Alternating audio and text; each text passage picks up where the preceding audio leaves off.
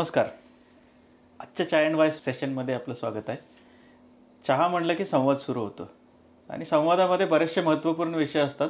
पैसा हा त्यातला एक खूप महत्त्वाचा विषय आणि आजचे आपले पाहुणे लक्ष्मीकांत मंगले हे इन्व्हेस्टमेंट क्षेत्रातच कार्यरत आहेत. 800पेक्षा जास्त फॅमिलीजना ते फायनान्शियल फ्रीडम अचीव करण्यासाठी सपोर्ट करत आहेत. तर सर, तुमच्याबद्दल थोडीशी माहिती सांगता का? नमस्कार. सर्वप्रथम मी चाय अँड वाय टीमचे धन्यवाद मानतो. मी 1996ला मी MBA पासआउट झालो पुणे युनिव्हर्सिटीमधून. त्यानंतर मी जॉब करायला सुरुवात केली. 2015पर्यंत मी मोठ्या मोठ्या ऑर्गनायझेशन्समध्ये जॉब केले. त्यातील एक मोठी म्हणजे जास्त पिरियड मी ज्या कंपनीत काम केलं ते म्हणजे Shriram group, Chennai based Shriram group आहे, की जे अगोदर ट्रान्सपोर्ट फायनान्सिंग करत होते. आणि त्यानंतर 2016ला ॲक्च्युली 2015ला असा काही एक इन्सिडन्स घडला की जेणेकरून मला जॉब सोडून या प्रोफेशनमध्ये येण्याची इच्छा झाली आणि 2016ला मी माझं कन्सल्टन्सी स्टार्ट केली. थोडंसं काय इन्सिडेंट घडला ते सांगू शकाल का आमच्या?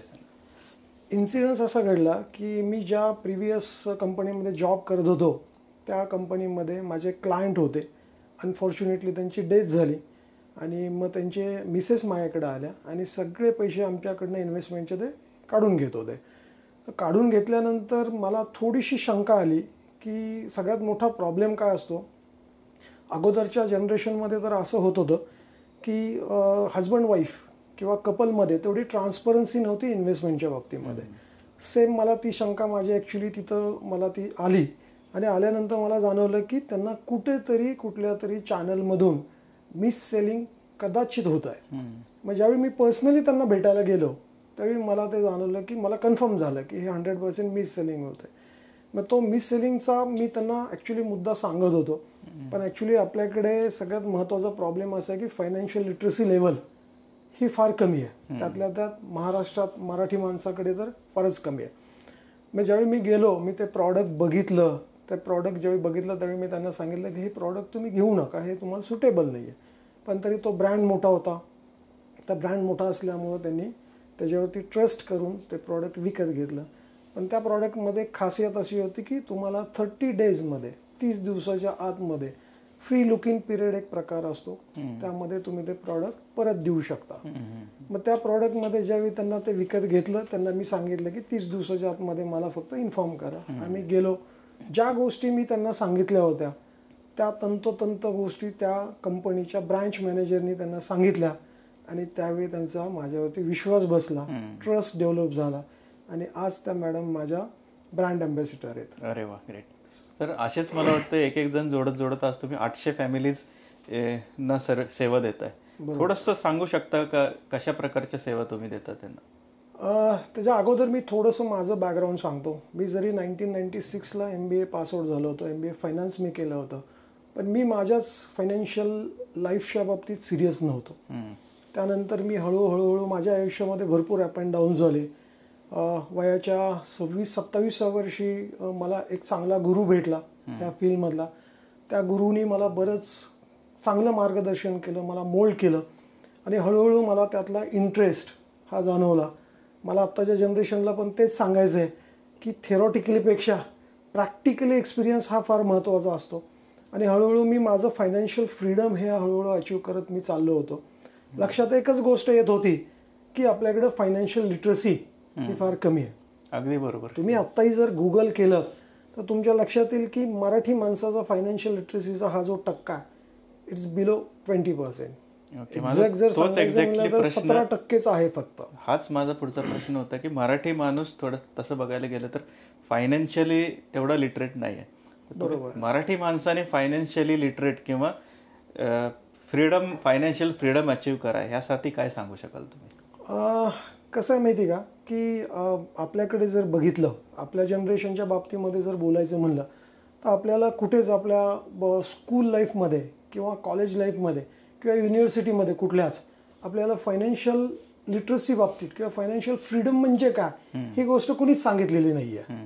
ओके. त्यामुळे आपल्याला आपल्या ज्या काय पेरेंट्सनी पहिल्या जनरेशननी ज्या काही गोष्टी सांगितल्यात की तुम्ही हे शिका, ते शिका, हे जॉब करा, त्यानंतर तुम्ही तुमचं आयुष्य त्या जॉबमध्येच काढा, रिटायर व्हा आणि निघून जावा. बरोबर. हा एक सोप्पा आणि साधा मार्ग आपल्याला त्यांनी शिकवला होता.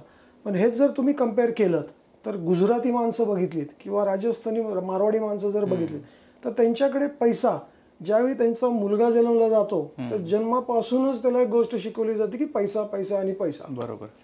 आज आपल्याकडे अजून सगळ्यात डेंजरस गोष्ट अशी घडत चालली महाराष्ट्रामध्ये किंवा मराठी माणसांच्या बाबतीमध्ये की हे कुठल्याच युनिव्हर्सिटी मध्ये शिकवलं जात नाही, पण व्हॉट्सअप युनिव्हर्सिटी आणि गुगल युनिव्हर्सिटी किंवा यूट्यूब युनिव्हर्सिटीमध्ये शिकवलं जातं की जिथं कुठलंही कंटेंट तुमचं किती ऑथेंटिक आहे हे कुठेच तुम्ही व्हेरीफाय करू शकता. कुठेतरी मिसगाईड होऊ शकतं. मिस सेलिंग हा फार प्रकार आहे. बरोबर, जो की तुमचा पहिल्या कस्टमरच्या बाबतीत. एक्झॅक्टली. मग त्यानंतर मी ज्यावेळी 2016ला हे सुरुवात केली त्यावेळी मला हे जाणवलं की हा बिझनेस करण्यापेक्षा आपण लोकांना ना एज्युकेट करू, आपण लोकांना ना कोच करूयात, कोचिंग करूयात. ॲज अ कोच म्हणून मला माझा रोल प्ले करायला फार आवडेल. तुमच्या व्यवसायात साधारण 28 मधून 15 वजा केले तर 13 वर्षाचा जो हे आहे त्याच्यामध्ये अशी कुठली घटना आहे का जी तुम्हाला वाटलं की तुमची टॉपमोस्ट सगळ्यात अचिव्हमेंट आहे, मोठी अचिव्हमेंट आहे अशी? सांगतो ना मी. एक असं त्याला वॉव मुवमेंट म्हणतात. वॉव मुवमेंट मी तुम्हाला सांगतो. 2018मध्ये मी 2016 जेव्हा माझी प्रॅक्टिस चालू केली त्यावेळी मला 2017-18मध्ये 18 मिडमध्ये मला एक रेफरन्स मिळाला होता आणि त्यावेळी तो रेफरन्स होता तो IT कपलचा होता. मला एका इन्शुरन्स कंपनीमधनं मिळाला होता की असं असं आहे, त्यांना काही इन्व्हेस्टमेंट करायची. ज्यावेळी मी पहिल्यांदा त्यांच्याकडे गेलो त्या कपलची सॅलरी अतिशय चांगली होती म्हणजे कम्पॅरेटिव्हली बाकी सेक्टरपेक्षा, पण त्यांना हे माहिती नव्हतं की हा पैसा आपण कशा आणि कुठल्या पद्धतीनं हा इन्व्हेस्ट करायचा. मी प्रत्येक टायमाला माझ्या क्लायंटला माझा अप्रोचच तो असतो की मी सांगतानाच असं सांगतो की तुम्ही कुठलीही इन्व्हेस्टमेंट तुमची ही गोल बेस्ड इन्व्हेस्टिंग करा. ओके. त्यावेळी मी त्यावेळी त्यांचं फायनान्शियल फ्रीडम किंवा त्यांना त्यांचं एज त्यावेळी टेंटेटिव्हली काहीतरी 30-32 होतं. मग ॲट द एज ऑफ 45 45व्या वर्षी त्यांना किती अमाऊंट पाहिजे होती किंवा काय पाहिजे होती. तर आम्ही जेव्हा कॅल्क्युलेशन्स करत होतो तेव्हा त्यांच्या 5 वर्षांमध्ये मी त्यांना सांगितलं होतं 5 ते 6 वर्षात की आज आपण आहे ना सुरुवात जर केली तर आपण 5 वर्षांमध्ये 5 करोड रुपये आपण वेल्थ क्रिएट करू शकतो. त्या दोघंही नवरा बायकोनी मला अजून तो इन्सिडन्स आठवतोय. नवरा बायकोनी एकमेकांकडे बघितलं आणि एक स्मित हास्य दिलं होतं की 5 करोड ही शक्यच नाहीये, ही शक्य आहे. मग मी थोडंसं ते चॅलेंजिंगने घेतलं, त्यांनी चॅलेंजिंगने घेतलं. मी त्यांना बेसिक काही गोष्टी सांगितल्या की ह्यासाठी माइंडसेट हा फार तुमचा स्ट्रॉंग असणं गरजेचं आहे. मी माझ्या कायम माझ्या वेबिनारमध्ये किंवा माझ्या इन्व्हेस्टरला मी सांगत असतो की पैसा गुंतवण्यासाठी फार मोठा पैसा पाहिजे असं नाही आहे, पण फार मोठा माइंडसेट तुमच्याकडे पाहिजे, तेवढं मोठं मन पाहिजे, त्या पैशाकडे बघण्याचा तुमचा दृष्टिकोन पाहिजे. तुम्हाला ॲक्च्युली 5-10 वर्षानंतर तुम्हाला तुमचं फायनान्शियल लाईफ आजच्या कम्पॅरेटिव्हली कसं घेऊन जायचं आहे, कसं असायला पाहिजे, ह्या सगळ्या गोष्टी आपण त्यांना मी त्यांना व्हिज्युअलाइज करून दाखवतो. आणि त्यानंतर मग ज्यावेळी मी 5 कोटीचं त्यांना मी ते ड्रीम दाखवलं होतं आणि आज खोटं नाही सांगत मी, आज त्यांची मी 5 कोटीची वेल्थ क्रिएशन करून दिलेले आहे. ग्रेट. मस्तच. म्हणजे ऑब्व्हियसली कोणाचंही हे असेल, स्वप्न असेल की जे फायनान्शियल गोल आहे ते आपण बरोबर त्या वेळेत अचीव करावं आणि तुम्ही त्यासाठी मदत करताच आहे. तुमच्या क्षेत्रामधले काही चॅलेंजेस असतील ऑब्व्हियसली, जसे चांगले वॉव मुवमेंट आहेत तसे काही चॅलेंजेस तर ते काय आहेत? आत्ताचे चॅलेंजेस जर बघितले तर आत्ताचा जो काही यूथ आहे 20 ते साधारणतः 30-32 वर्षापर्यंत जे काही आपण त्यांना फ्रेश इन्व्हेस्टर्स म्हणूयात, त्या फ्रेश इन्व्हेस्टर्सच्या हातामध्ये ना गॅजेट्स नावाचा एक प्रकार आहे, मोबाईल आहे किंवा लॅपटॉप आहे किंवा टॅब्स वगैरे आहेत.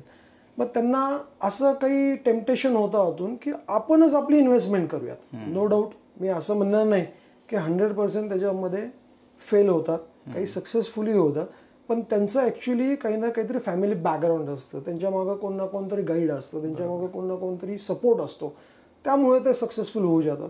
पण मी तुम्हाला सांगतो काही गोष्टी आत्ता मला इथं तुम्हाला दाखवता येणार नाही, पण ऑनलाईन सुद्धा एखाद्याने एक गोष्ट सांगितलेली असेल तर दुसऱ्यानं दुसरी गोष्ट सांगितलेली असेल. मग ह्या ज्या 2 गोष्टी आहेत A आणि B, ह्या 2 गोष्टी कम्पेअर करण्याचं बेसिक नॉलेजच नसतं त्यांच्याकडे. बरोबर, आलं लक्षात. तर बेसिक ते कम्पेअर न केल्यामुळे जसं ते इनपुट देतील तसं ते चुकीचं किंवा बरोबर आउटपुट मिळण्याचे चान्सेस असतात. हे एक मोठं चॅलेंजेस आहे. त्यामुळे मी त्या यूथला एक नक्कीच मेसेज देईल आजच्या आपल्या डिस्कशनमधून की तुम्ही सुरुवात करताना नक्कीच कुणाचा तरी तुम्ही गायडन्स घ्यावा. मगाशी तुम्ही बोलताना म्हटलं की माइंडसेट चेंज झाला पाहिजे, तर एक्झॅक्टली काय तो माइंडसेट म्हणजे नक्की कसा काय असावा? माइंडसेट चेंज करणं म्हणजे काय मी तुम्हाला सांगतो.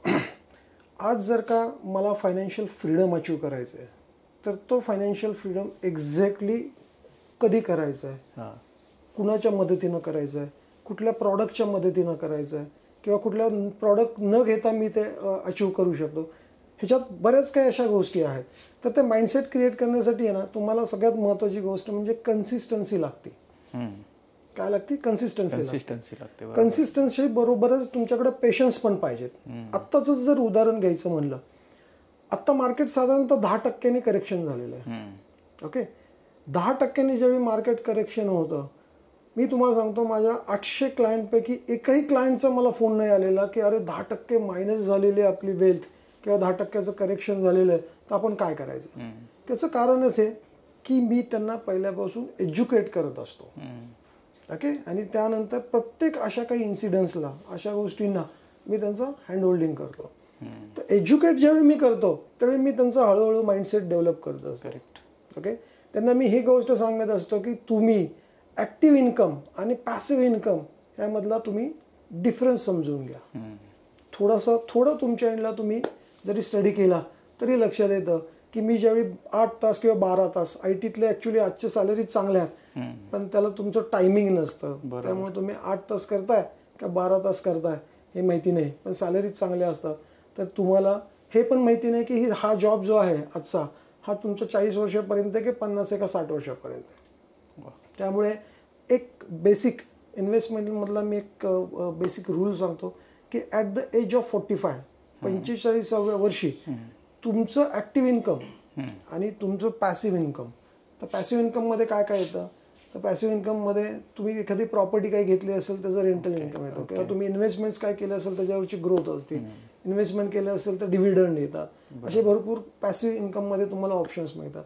तर तुमचं ॲक्टिव्ह इन्कम आणि तुमचं पॅसिव्ह इन्कम हे सारखं असायला पाहिजे. ओके, थोडक्यात आपण काही काम न करता जो येणारा इन्कम आहे आणि काम करून येणारा ऍक्च्युअल इन्कम आहे, हे दोन्ही एकसारखं असावं. सायंटिफिक रिझन पण आहे की का असावं. एक तर IT वाल्यांनी करावंच करावं, कारण त्याचं असं की 45 वर्षानंतर त्यांच्या ती टांगती तलवार असू शकेल कदाचित की त्यांचा जॉब आहे नाहीये, कारण सॅलरी वाढतात. जॉब अनसर्टनिटी असल्यामुळे हे खूप गरजेचं नाही, कारण सॅलरी जशी वाढती तसं हळूहळू ते एक्झिट गेटच्या जवळपास गेलेले असतात. मग त्यांना बाकीचे कंपन्यांना ऑप्शन्स पण सापडत असतात.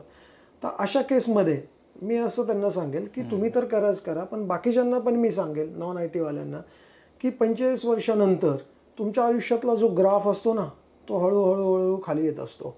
तुमची जेवढी इफिशियन्सी असती तेवढ्या इफिशियंटली तुम्ही काम करू शकत नाही, मेंटली फिजिकली दोन्ही पद्धतीनं.